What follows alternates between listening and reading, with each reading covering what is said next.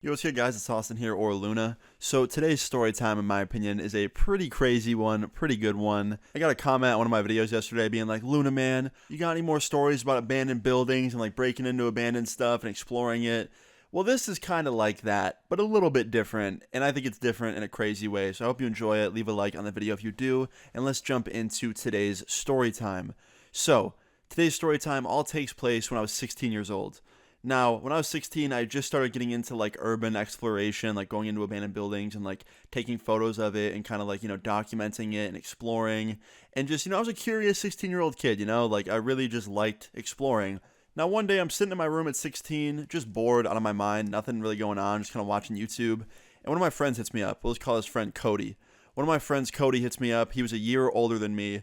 And Cody knew all of the abandoned spots. He knew everywhere in the city to go and check out. And Cody hits me up on this day, and he was like, yo, man, what are you up to tonight? You want to go explore? And I was like, yeah, man, of course. So within 30 minutes, Cody is at my house picking me up, and we're driving around in his car, just finding the next spot to go explore, right? Now, we had a few options. Cody knew about an abandoned high school. He knew about an abandoned office building, and he knew about an abandoned dry cleaning building. Now, I know all of you listening are probably like, yo, the abandoned school definitely is the move, like you went there, right? I actually said no to the abandoned school because an abandoned high school is going to be crawling with security. And even Cody said that. Cody said he had been in there 2 times, and each time security was like constantly patrolling, and you had to avoid them, and it was really hard because they were driving around the outside of the building, and you had to like time it perfectly. It just sounded like a nightmare. So I asked him, okay, how's the security on the other buildings? He's like, there's none. I'm like, okay, let's go to the abandoned dry cleaning building, right? Now, I'm sure you know what dry cleaning is, but if you don't, it's just a person you bring your clothes to clean your clothes, like really nice clothes that you can't put in the washing machine. Yeah, I'm sure you all know. I'm not going to explain that to you. But anyway, I ended up picking the abandoned dry cleaners building because the abandoned office building sounded cool as well. But like I've seen abandoned office buildings before, and it's just a bunch of papers on the floor and desks. Like, I don't know, I'd never been to like a dry cleaning like place, so I figured going to an abandoned one would be cool. So yeah, I picked the abandoned dry cleaning building. Me and Cody drive over to this building, and before we go in, I just started getting really nervous for some reason. I don't know why. It was probably because it was just the beginning of my like abandoned building exploration like journey, I guess. And every time I did it at this point, I was very nervous, and I just kept freaking out. And I remember Cody being like, "Yo, like what's wrong? Why are you freaking out?"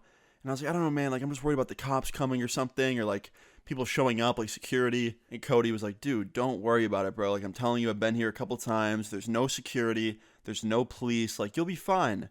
And I was like, all right, man.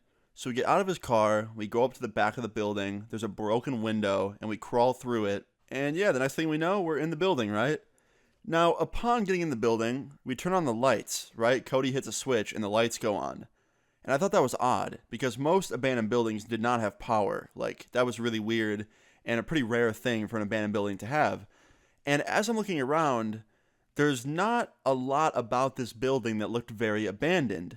Like, yeah, there was a broken window. That was kind of abandoned seeming. And, like, there were some stains on the floors and stuff, so it looked like it wasn't, like, cleaned in a while.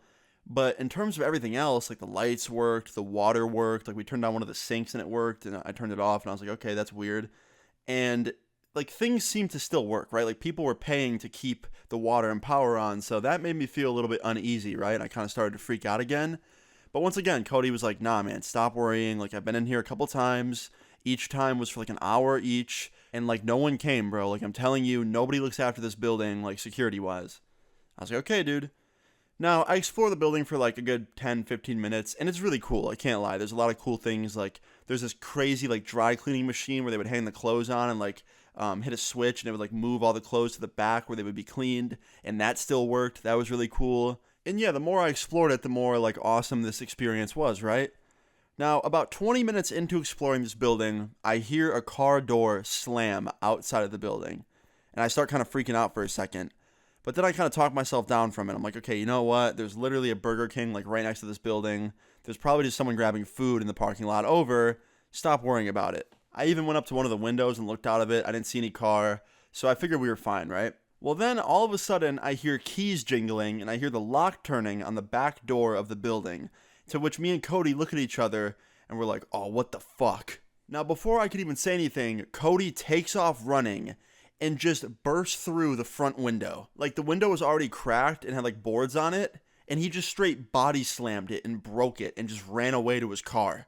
And I'm like, holy shit. So I run after him and I jump through the window, and right as I'm outside in the parking lot, I hear someone scream from behind me, "Stop right there!" And I turn around and I stop, and it's this random man wearing like a flannel shirt, and he has this crazy big like lumberjack beard, and he's holding a shotgun pointed right at me and Cody. I thought then and there it was over. I thought this guy was just going to let it rip and I was just going to be done. And I remember like putting my hands up and I was like, please, please, please don't shoot. Like I was begging for him to not do anything. And he yells back. He's like, "What are you guys doing here? What are you doing? You robbing me?" And I was like, no, sir. Like, I swear we're not robbing you. And then Cody interrupts. He's like, "Yeah, like we're just abandoned exploration people. Like we like to go through abandoned buildings and like take pictures. Like we just like the buildings." And the guy yells back. He's like, "Well, this building's not abandoned, so I don't know what you kids are doing." And I was like, "What? What do you mean it's not abandoned?"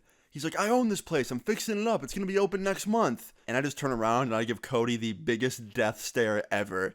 Because this dude told me multiple times, like, "Oh no, man, I swear it's abandoned." And even when we went in the building, it seemed like it wasn't abandoned. Like the machine still worked in there, and like the water and the power was still on, like I said. There was just a couple broken windows and some stains on the floor. Like it seemed like it just needed a good cleaning and some new windows, and they'd be open for business. So I look at Cody and he looks at me, and I kind of just look at him like, "Come on, man, like do your research next time." And I look back at this building owner and I was like, "Sir, we are so sorry. Like we literally did not rob you. We didn't take anything. You can search us. Like I promise we're just two people that enjoy abandoned exploration. Like we don't want to hurt your building or rob anything. Like we swear." And he goes, "Okay, come here." And he puts the gun down. And me and Cody walk up to this guy and he searches the backpack that Cody had on.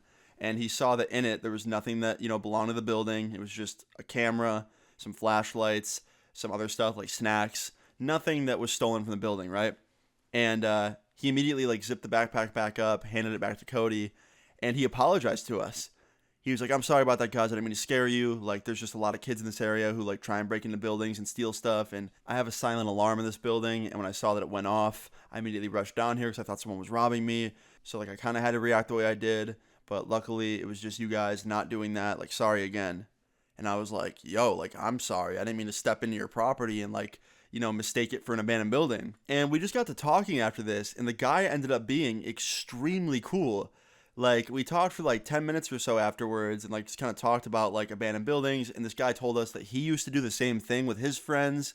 He was like, "Yeah, man, like 5-10 years ago, I used to do the same thing that you guys were doing. Like, I totally get it." And yeah, after this, like, we just talked for like 10-15 more minutes, and he ended up completely just like letting us go, didn't call the cops or anything. We wished him luck with his business, we shook hands, and we walked away back to the car, got into Cody's car, and drove off. Believe it or not, he also wasn't mad about the window that Cody broke. There was already a broken window in the back that we went through, but the window that Cody jumped through in the front and broke to get out quickly was like kind of still intact. Like it had cracks on it and stuff, and there was a board in front of it, but like it still functioned pretty well. So I don't know, I thought like the guy would be mad about that and like make Cody pay for a new window, but like he didn't. He was like, "Yeah, it was broken anyway, like don't worry about it." So yeah, all in all, this guy ended up being really cool. And yeah, that's the story of how I like almost died, but also made kind of a friend in the end. Like this dude ends up being like really cool to me and Cody and like let us go and didn't get us in any trouble. So yeah, all in all, very happy ending. Moral of the story is just don't do anything I talked about in this story time because it can lead to problems. Anyway, guys, hope you enjoyed this story time. If you did, please leave a like on the video. I'd really appreciate it. Feel free to leave your story times in the comments down below. And subscribe if you're new. I'll see you all later. Peace. Baby, I'm damaged.